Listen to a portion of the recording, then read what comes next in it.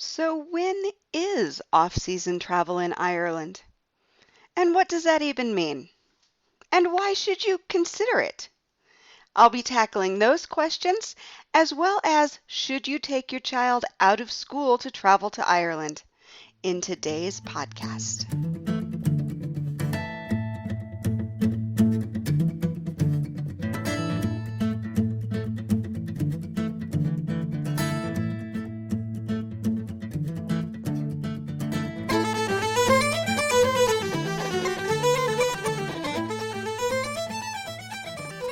Thanks so much for tuning in to today's Traveling in Ireland podcast, covering a few questions today about off-season travel.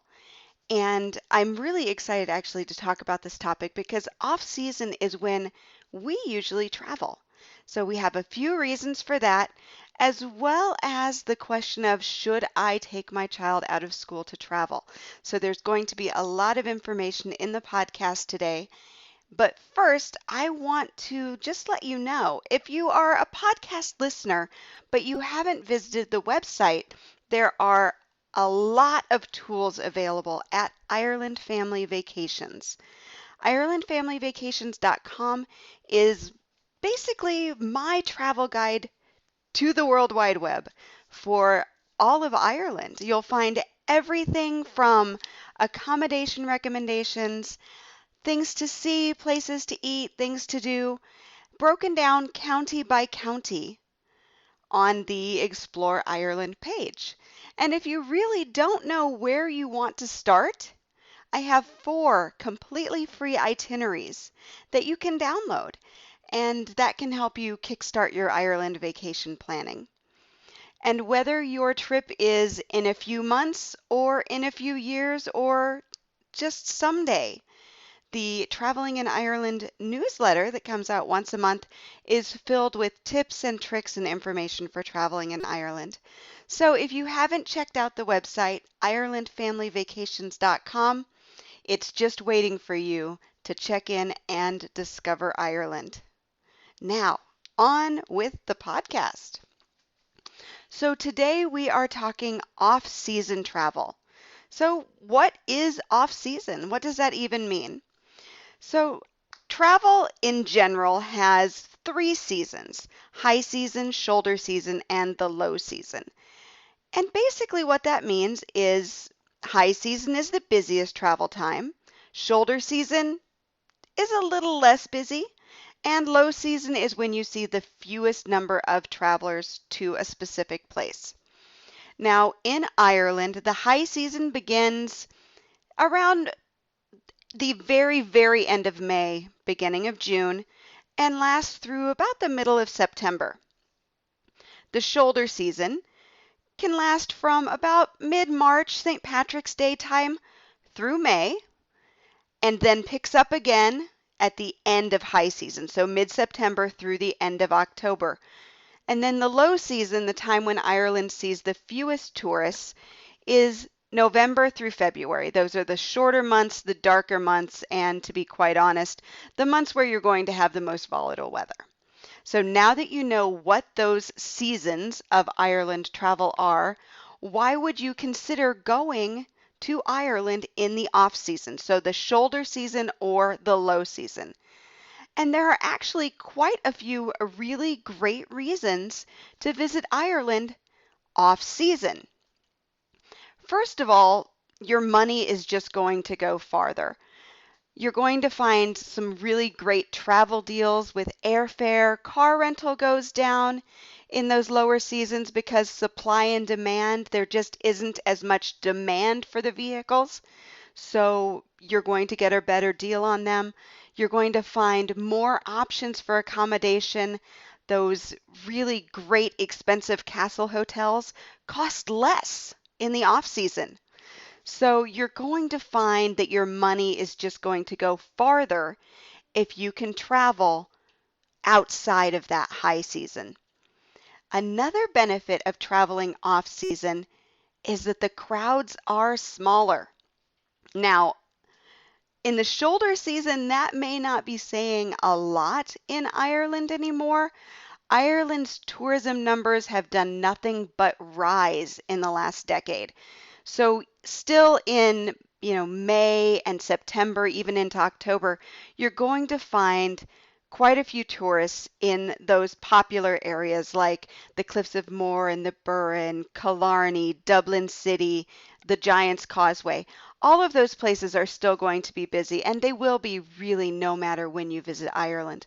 But beyond that, you're going to find the crowds are just smaller. Even in those popular places, the crowds in the off season are going to be nothing like the crowds you can encounter in the high seasons of summer, especially July and August. Another great thing about traveling in the off season is that you're going to find more fun in the pubs. So they're not going to be quite as packed, but because the evenings are longer, so your sunset and your sunrise, um, you'll have the later sunrise and the earlier sunset. So your evenings are longer. And the longer evenings just really means more time to enjoy the culture and connect with people, which from all the questions I receive about Ireland travel is what so many people are looking for. You're really looking for that ability to sit down and have conversations and embrace that Irish culture. And the off season is a perfect time to do that. People are in the pubs, they're in the public houses, they're enjoying a pint, they're enjoying a meal, they're playing music, they're telling stories. It's really a great time to go settle into a place for a little while and become part of the community. Now, you do have a few holidays there in the off season. You have Halloween at the end of October, which is an optimal time to go. If you can at all get away over the Halloween break and go to Ireland, it's phenomenal. You'll find quite a few celebrations going on in conjunction with Samhain, which is it's actually the new year on the Celtic calendar and the time when the spirit world is said to be as close as possible to the living realm. Halloween really began in Ireland, and you'll find celebrations going on all over. And it's a really, really fun time to visit Ireland. Of course, you have Christmas in December. So from the end of November to mid-December, you have great Christmas markets, lots of places to see and to buy and to be a part of really a very lively time in Ireland, even with the early nights and the later mornings. It's a great time to visit if you can. Now, just so you know, Ireland in December can get a little more expensive because you do have expats coming home for the holidays. So if you do plan to visit in December, plan ahead. You're going to find some really great deals on airfare if you start looking at airfare in August and September for December.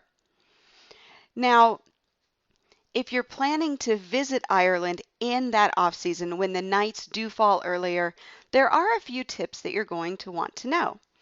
If your plans for the day involve a lot of driving, you'll want to do that earlier. It's just not so fun to try to find a place you've never been in the dark. So if you have a B&B or a cottage that is a bit more rural, it's best to arrive to that when there's still some light. Now, if your plan involves, evenings at the pub and wandering around a great village, stay in the town centers and just walk in the evenings. It's a really great way to kind of feel like you're a part of that community.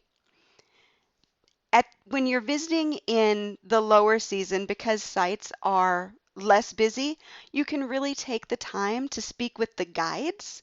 You're going to learn a lot more about the places you visit. This is especially um, noticeable, I suppose you would say, at the OPW, the Office of Public Works sites, because with fewer visitors, the guides really have the time to answer all your questions and tell you everything you want to know about the place you're visiting.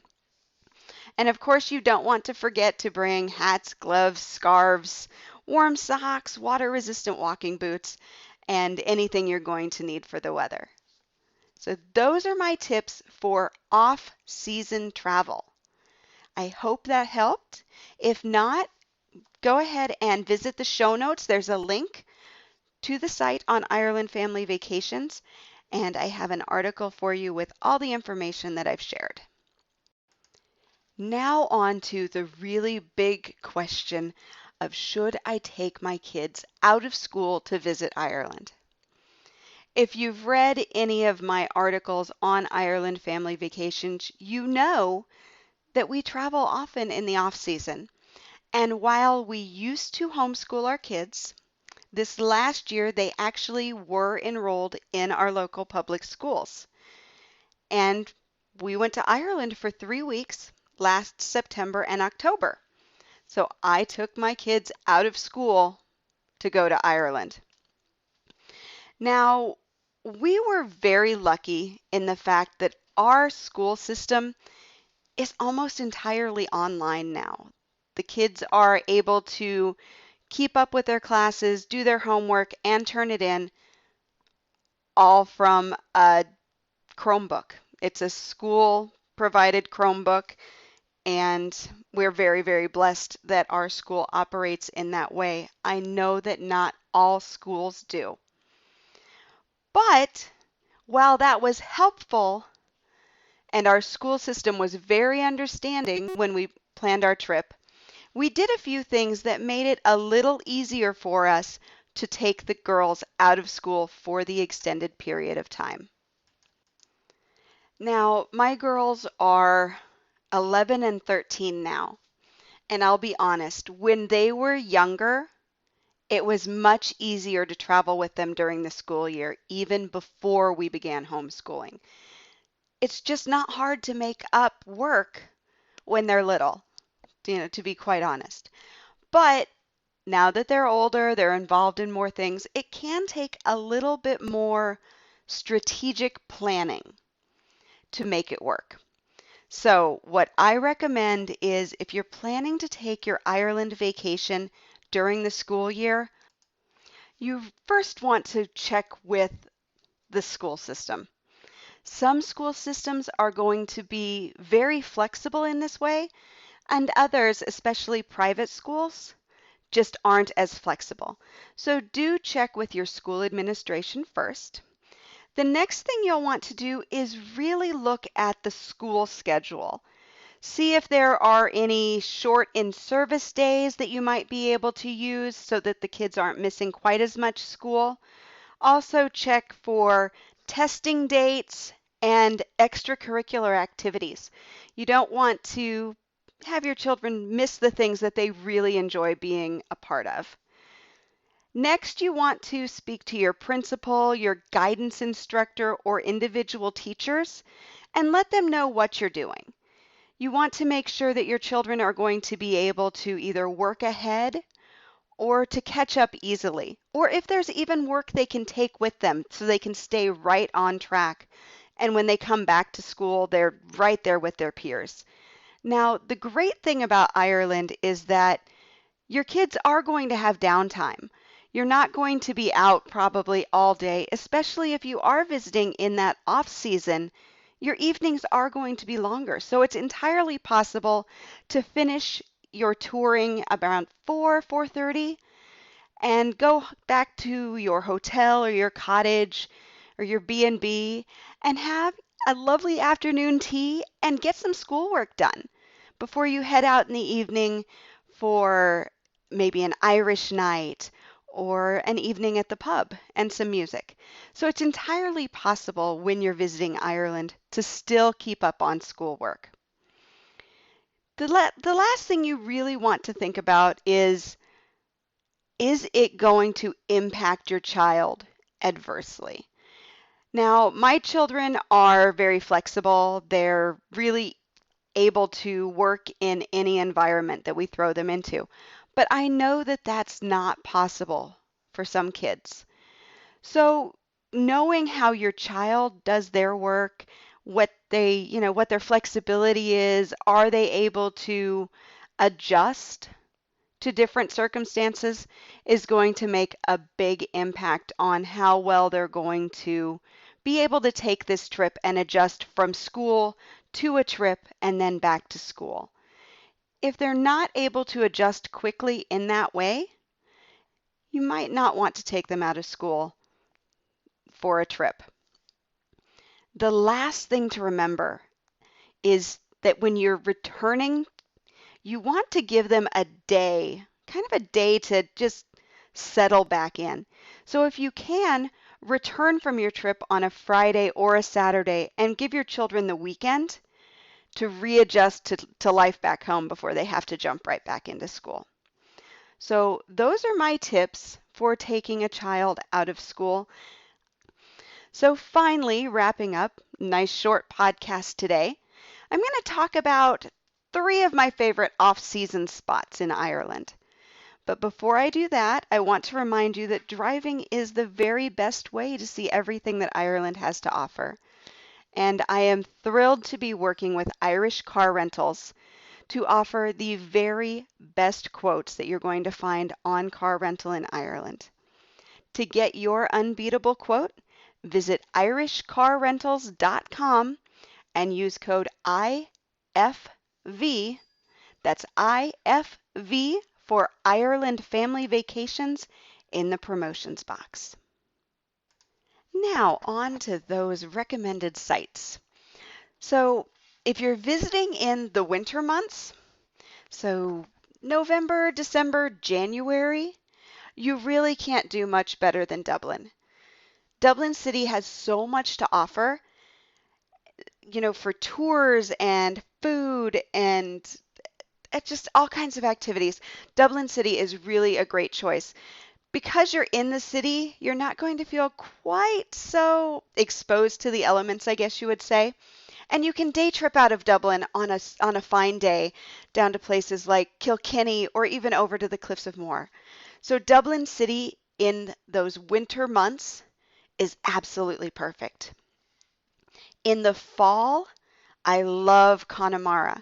On the far west coast of County Galway, Connemara is just this amazing riot of color in the fall, and one of my very, very favorite places. Kylemore Abbey is spectacular with the big hill behind it and the beautiful lake. You just can't get better than Connemara in the fall. And in the spring, if you're visiting in March and April, I love the Southwest. Personally, I'm partial to West Cork. You have the beauty that you're going to find in Kerry along the Ring of Kerry, but West Cork just doesn't have the traffic. So it's a beautiful, wonderful place. You still have a great food trail. You have beautiful, beautiful coastline, great places to hike and climb. And so for a spring visit, I would head to West Cork. Again, I have links in the show notes, so do go ahead and click over. You're going to find all kinds of information on those 3 places that I recommend to visit in the off season. Thank you so much for taking the time to listen today. If you have any questions or comments on the podcast, you can always email me, Jody at IrelandFamilyVacations.com. And until next time, slán go fóill.